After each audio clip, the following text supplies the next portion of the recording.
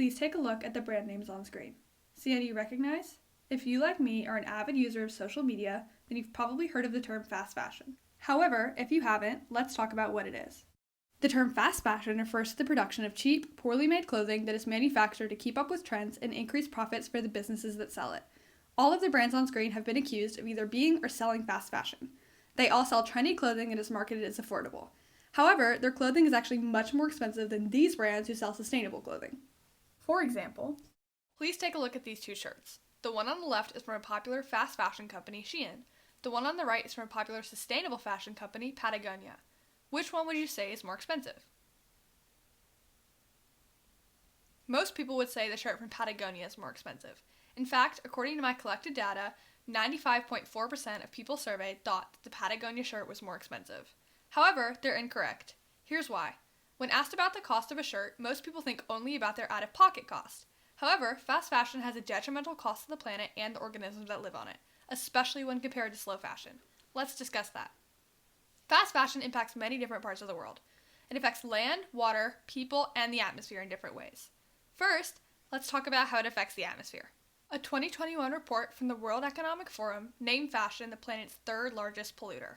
Furthermore, statistics show that 10% of global carbon emissions come from the fashion industry. Why should we care about carbon emissions? Because carbon emissions contribute to global warming. Fast fashion is a huge contributor to global warming and to the carbon pumped into the atmosphere because of the amount of coal and fossil fuels used to produce fast fashion in multiple steps of the process. Fast fashion garments tend to be made from cheap, unnatural materials that are typically made from plastic. For example, polyester is a common material in fast fashion. Up to 70 million barrels of oil are used to produce it each year. Polyester emits up to 3 times more carbon dioxide than other natural fibers such as cotton. As these materials degrade over hundreds of years, they release toxic chemicals and microfibers. Remember this, we'll discuss it more in a minute. For now, let's discuss how fast fashion affects the land. Most clothing ends up in landfills. On average, less than 1% of clothing is recycled globally. And, in the US in 2018, 11.3 million tons of textiles were landfilled, 3.2 million tons were burned, and only 2.5 million tons were recycled. Fast fashion products are a large part of the textiles that end up in landfills. 3 out of every 5 fast fashion items end up in a landfill. Want to know why such a large portion of fast fashion items are thrown away? Well, as we discussed previously, fast fashion items are made using cheap materials. However, they're also intentionally designed not to last more than a couple of washes before literally falling apart. This forces consumers to constantly be buying more clothes to replace the worn-out ones. This is just one of the many ways that fast fashion brands manipulate consumers. I'll explain some of the other ways consumers are manipulated in a couple of minutes. Before I do that, let's first talk about how fast fashion affects the Earth's water. As previously mentioned, fast fashion garments release toxic chemicals and microfibers as they degrade.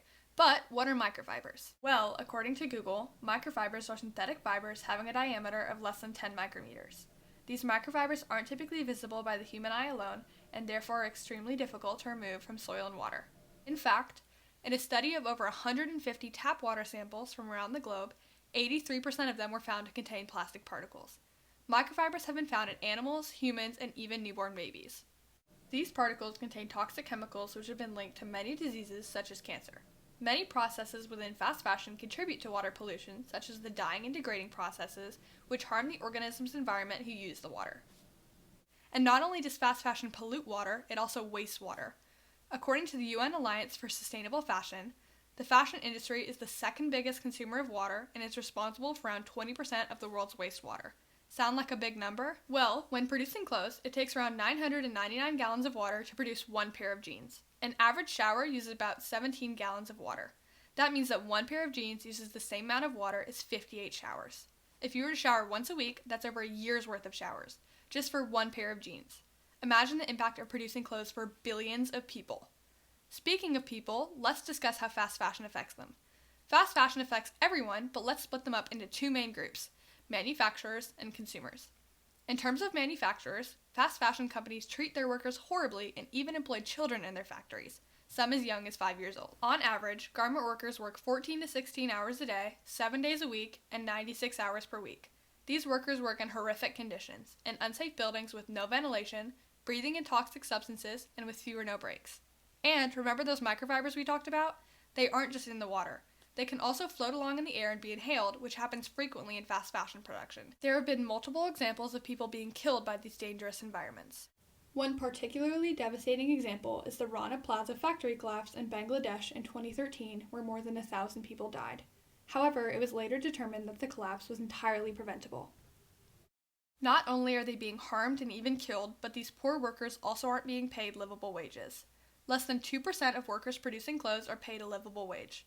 This means that the overwhelming majority of people producing clothes don't earn a wage that is enough to cover the cost of their food, shelter, and water.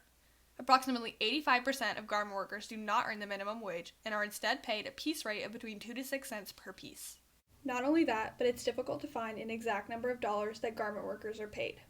This is one way that fast fashion brands manipulate consumers. As previously mentioned, fast fashion companies are intentionally designing garments to fall apart after a couple of wears and washes. This means that consumers are constantly buying more clothes to replace the worn-out ones, which increases profits for the brands. These companies are also using manipulative advertising techniques to entice consumers into buying more. For example, lots of brands use a technique called greenwashing. When I did a survey, less than 6% of people had even heard of this, and even fewer knew what it was. So, what is it? It's an advertising technique used to trick consumers into believing that the product they're purchasing is green or sustainable and good for the planet. This encourages consumers to buy from that brand because they think that they're supporting the planet, even though this isn't true. That's just one method of advertising. By utilizing misleading advertising techniques, companies are able to pressure consumers to buy more constantly and get rid of their old clothing even if they just bought it last season. It is this type of marketing that encourages overconsumption. Clothing purchases have skyrocketed over the past couple of years. 400% more clothes are produced now compared to 20 years ago. Since consumers are constantly buying more to either replace worn-out clothes or keep up with the newest trends, piles and piles of clothing and textiles are discarded each day. A study done by McKinsey & Co. found that today people discard their clothing nearly twice as quickly as they did 15 years ago. Because people are not keeping their clothes as long, clothing retailers benefit. Clothing is worn less and less, and consumers replace their entire closets with each new trend. So, that $5 t-shirt that you bought from Forever 21 that seemed like a bargain was actually way more expensive than you thought. It has a cost to the environment that can't be measured solely by monetary cost. But now that we've seen the cost that fast fashion has on the world, let's go back to the monetary cost of fast fashion. People who advocate for the production of fast fashion typically ignore its cost on the planet and instead focus on how it's cheaper and more affordable for the average consumer in terms of monetary cost. However, that isn't true either. Even if we ignore the cost of the planet and look solely at the monetary cost of buying fast fashion, it's still not cheaper than sustainable fashion. To prove this, let's look at the very Shein and Patagonia shirts that we started with. Remember that most people thought that the Patagonia shirt was more expensive? When asked why, this is what they said.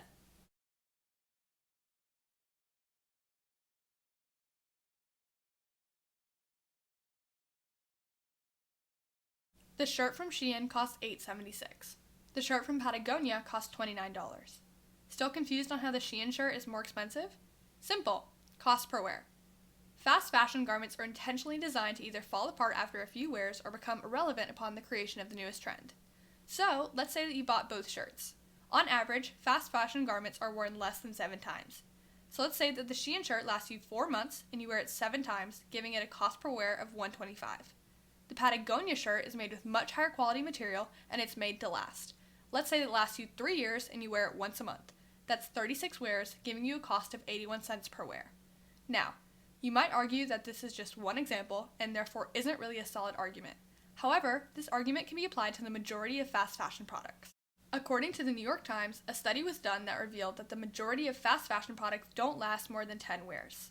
Slow fashion products last more than triple that on average. Not only that, but brands who are implementing slow fashion and practices that are better for the planet are actually increasing their income. For example, Patagonia. An outdoor apparel brand, which sent shockwaves through the industry with this full-page advert in the New York Times on Black Friday 2011. Here in Amsterdam, Ryan Gellert heads up Patagonia's operations in Europe and the Middle East. The apparel industry has become one of the most polluting in the world. As an industry, we're creating product that people don't need by stimulating demand and creating this sense that if you don't buy it now, it's not going to be available. There's this race to the bottom on price and quality that is an unsustainable model. Patagonia's philosophy flies in the face of fast fashion. To buy once, buy well, and mend clothing for a longer lifespan. So maybe doing that in Amsterdam and then figuring out how to share it elsewhere.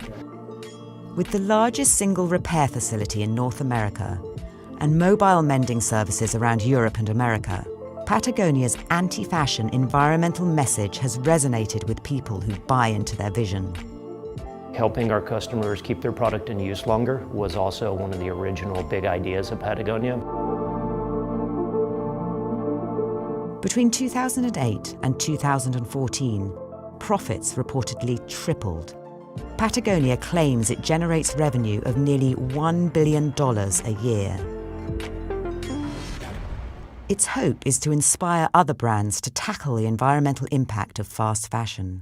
If I had the opportunity to sit down with leaders from some of the bigger fast fashion companies in the world, what I'd really encourage them to understand the full impact of their supply chains.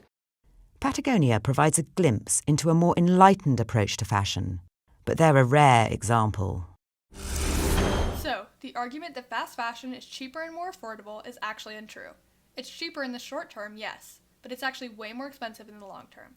Clothes need to start being looked at as an investment. If you invest well, it'll pay off in the long run. Fast fashion needs to be stopped. So, next time you pick up a shirt, ask yourself, where was it made? Were the people who made it paid fairly? Is it going to wreak havoc on the environment for centuries after I wear it? And if you don't know, research the brand you're buying from. Use an app or website such as goodonyou.eco or fashionchecker.com to see the brand statistics. With all the resources available to research the brands you're buying from, there's no reason not to. And sadly, change rarely comes without sacrifice. But the costs of buying fast fashion well outweigh the benefits. So, please be aware of your fashion's cost.